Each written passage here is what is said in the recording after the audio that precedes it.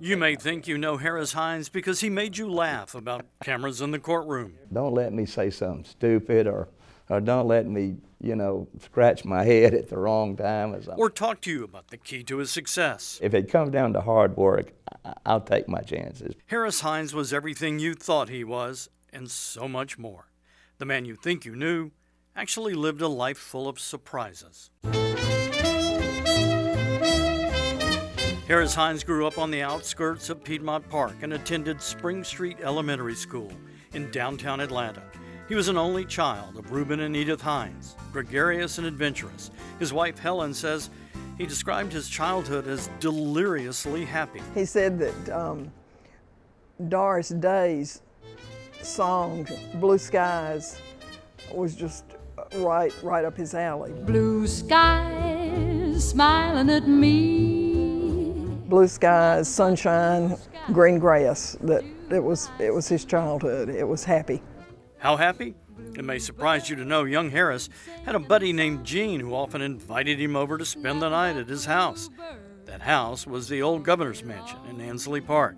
Gene was Eugene Talmadge Jr., son of Governor Herman Talmadge. He laughingly said that Mrs. Talmadge was often the room mother for their grade, and that they had real nice Christmas parties. Harris went on to attend Grady High School, where he set the academic world on fire. Well, sort of. I think he was a good student, but he was certainly not the valedictorian, I guess you would say. He just enjoyed a lot of different things. What things? Surprisingly, though small in stature, Harris had a huge athletic talent for any sport: baseball, football, even... Amazingly, was on the varsity basketball team at Grady for, I guess, 2 years, and they were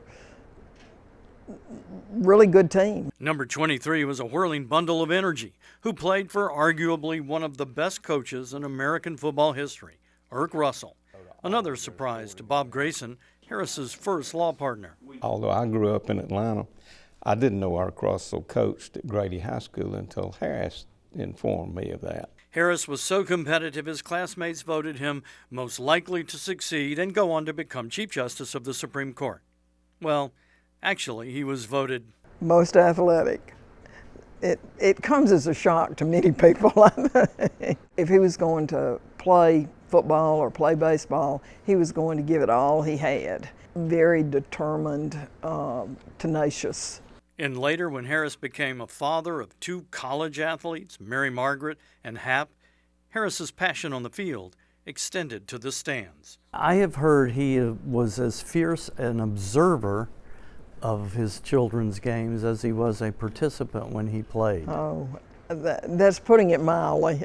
That's very, very true. He did it by trying to coach, referee, and cheerlead all at the same time. Harris graduated from Emory, then Emory Law School. When he met Helen, Harris's grandfather, Reuben, told him, "She's your best chance, don't mess this up."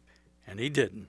The new lawyer and the young school teacher were talking marriage, ready to move on and start a new life.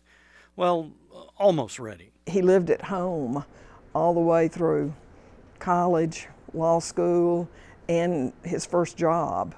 He didn't leave until we married, and I think if I had agreed to it, we would have just moved in with his parents still. Once he left home and got married, Harris Hines attacked the law with the same dogged work ethic he showed on the backfields of Spring Street.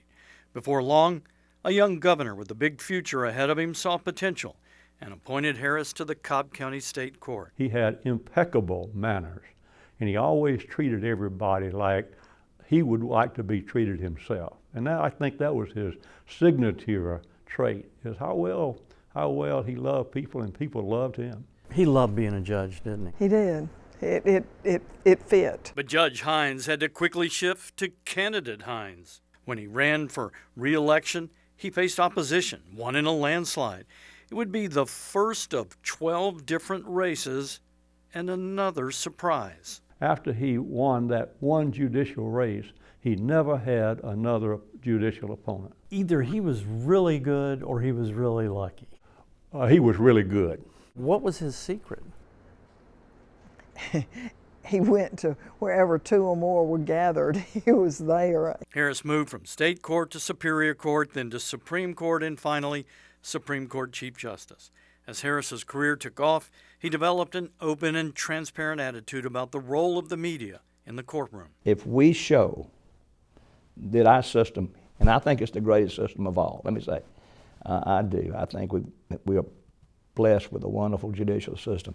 I think they believe that if people see that, they will see the fundamental fairness of it. As a Superior Court judge in the early 90s, Harris ruled in favor of the Marietta Daily Journal and a health care lawsuit over Georgia Sunshine Laws. Harris had ruled in favor of open records, and the Court of Appeals affirmed his decision. That's a landmark case. Later, Justice Hines also wrote the court's unanimous opinion in Howard v. Sumter Free Press, which compelled the Sumter County Sheriff's Office to comply with the State Open Records Act. What made him a good judge or justice? Probably the same qualities that made him a good person and a good lawyer. He was honest to a fault. He cared about people. He was kind. Tonight, the First Amendment Foundation is proud to honor former Chief Justice Harris Hines. We welcome his family and are glad to highlight his lifetime of service, his support of the First Amendment Foundation, and his most enduring legacy. Harris, if he were here and you were asking him, he would probably say, of all the things that he did in his life, the most important was marrying Helen, and the second was being able to raise his children to be what they are. We are honored, and Harris would be honored. He had a very rich, fulfilled life. We feel some very great pride and satisfaction in him, and he should too.